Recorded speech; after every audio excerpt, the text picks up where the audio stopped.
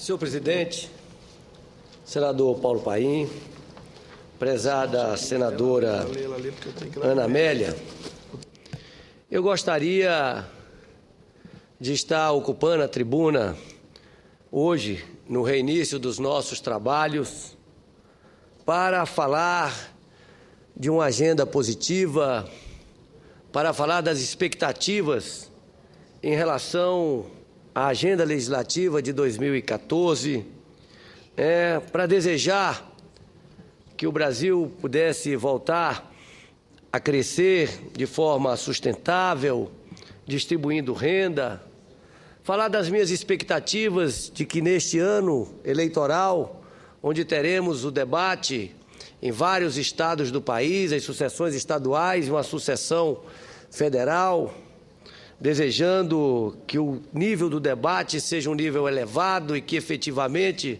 os candidatos pudessem apresentar propostas concretas que resgatassem o sentido da política como instrumento para melhorar a vida das pessoas, mas como representante do Distrito Federal, não posso deixar de abordar a tragédia que está sendo vítima, neste momento, o Distrito Federal.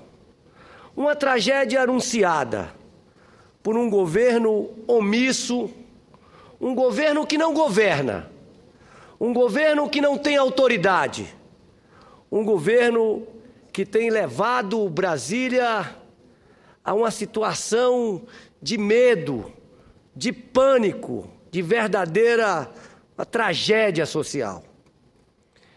Qualquer cidadão ou cidadã brasiliense hoje vive com medo. Não sabe se ao sair da sua casa voltará. Tal o nível de insegurança, senadora Ana Amélia, que tomou conta dessa cidade por absoluta falta de governo, por absoluta omissão do governador do Distrito Federal. Apenas no mês de janeiro, foram 75 mortes por homicídios, como se tivéssemos vivendo uma verdadeira guerra civil na cidade. 2,5 homicídios por dia, sendo que já neste primeiro final de semana de fevereiro, em apenas 2 dias, tivemos 12 homicídios. Eu quero, aqui em primeiro lugar, registrar que ainda na semana passada eu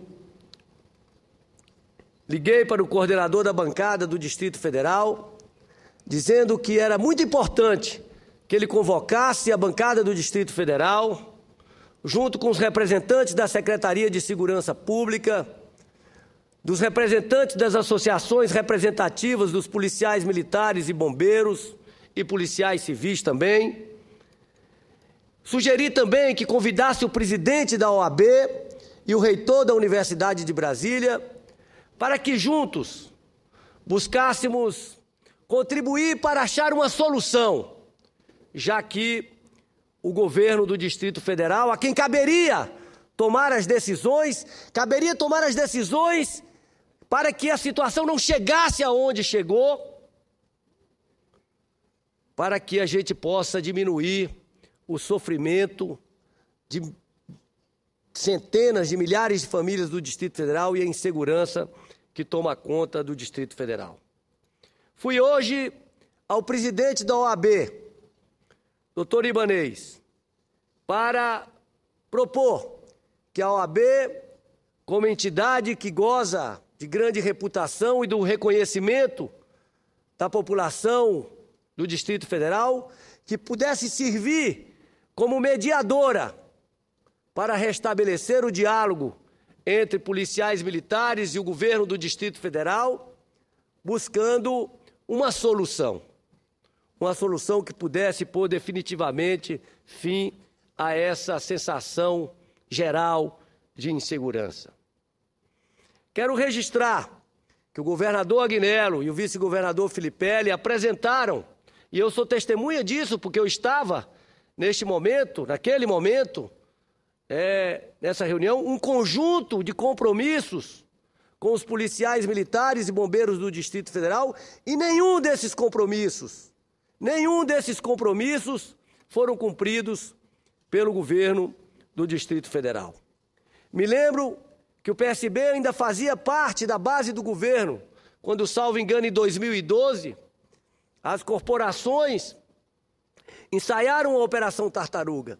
E naquele momento, eu fui, junto com as associações, ao secretário Vilmar Lacerda, no sentido de que o governo do Distrito Federal abrisse uma negociação naquele momento e apresentasse propostas concretas de abertura de diálogo, propostas concretas que permitissem a superação desse clima de desmotivação que toma conta da Polícia Militar do Distrito Federal e que pudesse garantir a segurança da população.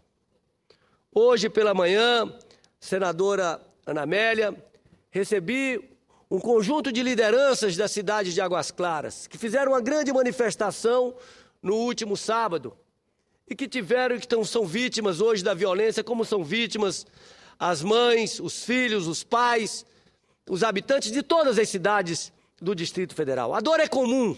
A dor de Águas Claras dói na Estrutural, onde morreu hoje um menino baleado, dói no Sol Nascente, dói em Planaltina, dói em todas as cidades que hoje se encontram desamparadas por falta de governo. Esses representantes, a Associação das Mães Amigas de Águas Claras, Associação Comercial de Águas Claras, Movimento Acorda Águas Claras, diversos movimentos, vêm buscar apoio no Congresso Nacional, na bancada federal, não apenas para a questão imediata, mas precisamos efetivamente fazer uma grande reflexão sobre a segurança pública no Distrito Federal e no Brasil. E como disse o ministro Gilmar Mendes, e eu concordo com ele, está na hora de montar um SUS da segurança pública, um sistema unificado de segurança pública, com responsabilidades bem definidas da União, dos Estados, para que possamos melhorar a situação. No Distrito Federal, nós temos aqui na capital do país 25 homicídios para cada grupo de 100 mil habitantes, quando no estado de São Paulo, por exemplo, o registro é de 11 assassinatos por 100 mil habitantes. E quero registrar, e venho de uma conversa, e procurei ao longo dessa semana conversar com especialistas de segurança pública para tentar compreender a situação que vive em nossa cidade. E acabo de vir de uma conversa com um especialista, reconhecido nacionalmente, professor da Universidade de Brasília, Dr. Arthur Maranhão, e outros oficiais e outras pessoas também da Polícia Militar, e tem algumas informações que precisam ser ditas, porque o governo procura jogar a população contra os policiais militares, e é importante que algumas informações sejam ditas para que a população tenha conhecimento pleno da situação. O efetivo da Polícia Militar do Distrito Federal, senadora Ana Amélia, diminuiu. Nós já tivemos em torno de 19 mil policiais militares, segundo o estudioso, na ativa. Hoje nós temos em torno de 15 mil. Nesse período foram criados 8 novos bairros, 8 novas cidades no Distrito Federal. Recentemente, e isso despertou uma insatisfação enorme entre os policiais militares e bombeiros, nós tivemos os técnicos penitenciários transformados em agentes penitenciários com uma melhoria significativa do salário. Tivemos os servidores do Detran, agentes do Detran, transformados em auditores do Detran, também com a melhoria salarial significativa. E aqui eu quero deixar de forma muito clara para os agentes penitenciários e para os agora auditores do Detran, a nossa solidariedade e o nosso apoio às modificações salariais. Nós queremos servidores públicos ganhando bem para exercerem sua função. O que nós não podemos concordar é porque algumas categorias da segurança pública têm direito ao aumento, enquanto outras categorias não têm o mesmo direito ao aumento. E foi esta questão que contribuiu para ampliar o clima de insatisfação da Polícia Militar do Distrito Federal. É importante também registrar que muito se diz, e a informação correta tem que ser dada, daí fui conversar com especialistas, de que a Polícia Militar do Distrito Federal seria a melhor, a mais bem remunerada do Brasil. Já não é mais há alguns anos. Segundo as informações desse professor, nós hoje somos, já em números absolutos, o 8º, fomos ultrapassados recentemente pela Paraíba, a 8ª unidade da federação na questão salarial, e se fizermos isso comparativamente, ponderando com o custo de vida, estamos na 13ª posição.